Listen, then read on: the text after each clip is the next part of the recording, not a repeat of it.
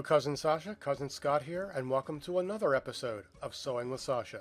In this episode, we're going to steal a cow from a farm, we're going to put a pilot's hat on the cow, and we're going to sneak that cow onto an airplane and see what hilarity ensues.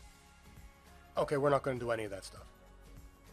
Instead, we're going to be talking a little bit about fabric, about interfacing, about batting, and a tiny little bit about foam slabs.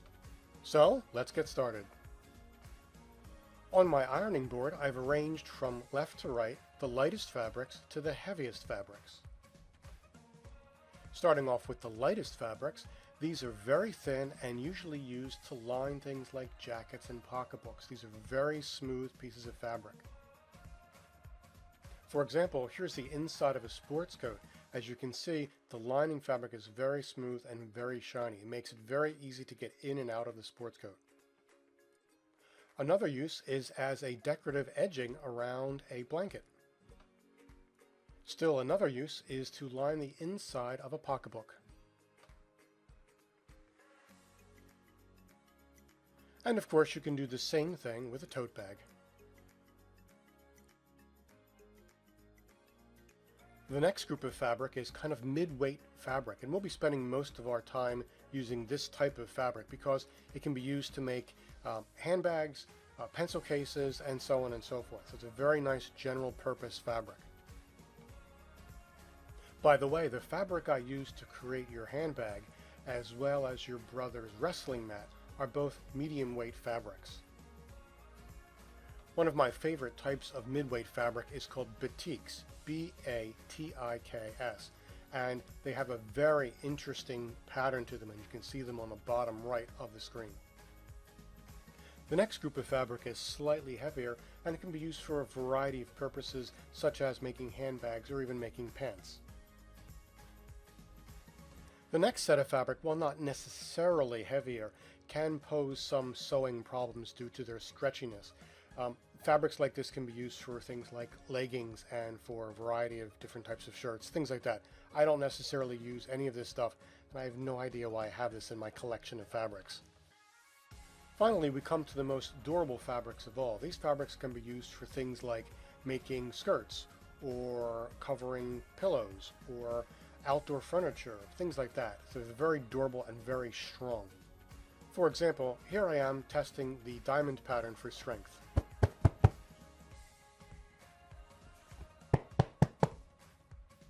And finally, the dark fabric on the left is known as pleather, which is just fake leather, and that can be used to make skirts, handbags, and a variety of other things. Before we move on to interfacing, there are two small pieces of information I'd like to give to you. One is that fabric, for the most part, has a right side and a wrong side. The right side, as you can see, has the actual pattern on it. If I flip over this piece of fabric, you'll see that it doesn't have the pattern on it. This would be called the wrong side. So in sewing instructions, sometimes you'll see right side up, wrong side up, so on and so forth. So now you know what's the right side and what's the wrong side of a piece of fabric. Most pieces of fabric have an end on it called the selvage, and the selvage basically prevents the fabric from unraveling at that particular point. You don't want to use the selvage end in your projects. You do want to actually cut it out. Occasionally I do make use of glue stick in order to make sure fabric sticks together. Some people may poo-poo doing that type of thing, but it seems to make things a lot easier, and it's only on the inside and you don't really see it at all, so I tend to use it and it tends to work out fine, and we'll see that later on. And finally, I occasionally make use of Scotchgard in order to protect the fabric. For example, I spray it on things like handbags and tote bags in order to prevent stains and things like that from staying on it. You can actually clean it off, so it's very nice, but it's not necessary. Now, when ironing fabric, you want to make sure that you use pretty much the lowest setting you can. The thinnest fabric, the lining fabric, you probably want to use the lowest possible setting. With the stronger fabric, the thicker fabric, you can probably get away with a little more heat, but just be very, very careful. With the lining fabric, very quickly move back and forth. Don't let the iron stay on the fabric or you will melt the fabric. With thicker fabric, you can get away with a little bit longer on the fabric, but don't go crazy. You don't want to ignite the fabric.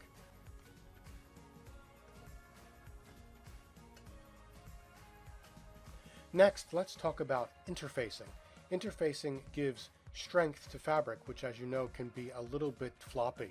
And by using certain types of interfacing, you can make it a little bit stronger. For example, the pocketbook I made you has interfacing in it. If I didn't use interfacing, the handbag would just basically flop around and it would just be a mess. So I used interfacing in order to give it strength, and that's really what it's used for.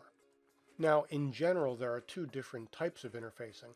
One is called sew-in interfacing, and that's basically just a thin piece of woven fabric that's colorless, basically it's white, and then you can just sew it in with the fabric and it helps the fabric to stay nice and firm. The other type is called fusible, and that has basically dried glue on one side of it, and you use an iron in order to activate the glue such that the interfacing actually sticks to the fabric. The first type of interfacing I tend to use is Pelon 830, and that's a non-fusible or sew-in interfacing. I tend to use this for making patterns because it's very good with markers and things, and it's also very durable. I don't normally use this as actually an interfacing with fabric. The next interfacing I tend to use is Pelon ES114, which is a fusible interfacing, and I tend to use this with things that are lighter fabrics. So I tend to use the lighter fabrics with the lighter interfacings and the sort of medium weight interfacings with the medium weight fabrics, and so on and so forth. That's just a general rule.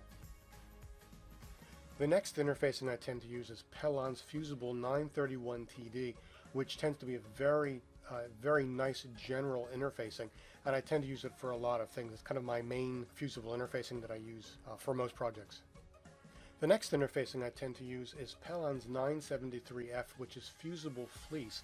It's a lot thicker, and it's got this very nice softness on one end, and it's got the glue on the other side of it, and it's actually very, very nice. I used this type of thing in your brother's wrestling mat. For your handbag, though, I used batting because it's a lot thicker. I didn't want that thickness in a wrestling mat, so I used this interfacing. Finally, I tend to use Pelon 71F, which is a very, very thick, strong interfacing, and I tend to use these on things like tote bags, which kind of give them more body and much more strength, and giving them the ability to hold much more stuff, like books and so on and so forth. Finally, I tend to use batting in handbags to give it kind of a Vera Bradley handbag look, which gives it some kind of a thickness, a very nice thickness. This is not fusible, it's basically just sew-in, but it doesn't matter. It really gives the handbag a kind of a nice fluffiness to it. As you can see, it's a very fluffy stuff. By the way, batting is usually found in a different section of Joann's than the regular interfacing.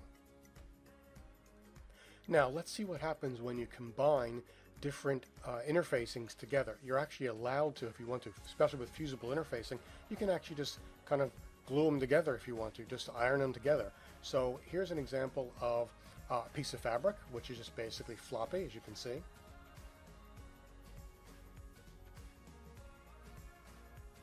And here's a piece of fabric with one piece of mid-weight interfacing.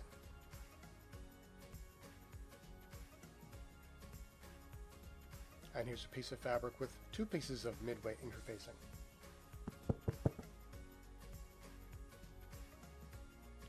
And three pieces of mid-weight interfacing.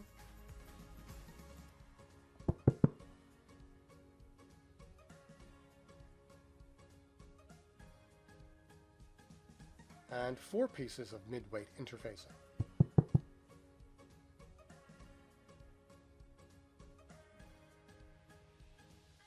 Here's a piece of fabric with one piece of fusible fleece.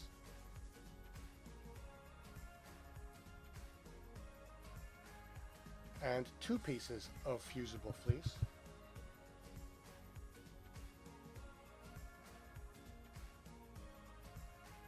And one piece of mid-weight and one piece of fusible fleece. And two pieces of mid-weight with one piece of fusible fleece. And finally, a piece of the ultra firm interfacing. As you can see, it doesn't go anywhere. So in this section, let's see how you use fusible interfacing with an iron. First, take your iron and make sure it's set to the lowest setting. Also, make sure that it doesn't have the steam on. You don't want to use steam when ironing interfacing to fabric. Next, place your fabric right side down on the ironing board. And then place the fusible interfacing onto the fabric. Make sure that you have the rough side, which is the glue side, facing the fabric, not up, because it will glue to the iron, which is not what you want to happen. And then gently place the iron on top and just let it sit for a moment, and then slowly go back and forth and around, and maybe in 15 seconds you should be done. Don't overheat the fabric, because that's not something you want to do. Just be very gentle, and then give it a moment and you're all done. Basically, the fusible interfacing is now bonded to the fabric.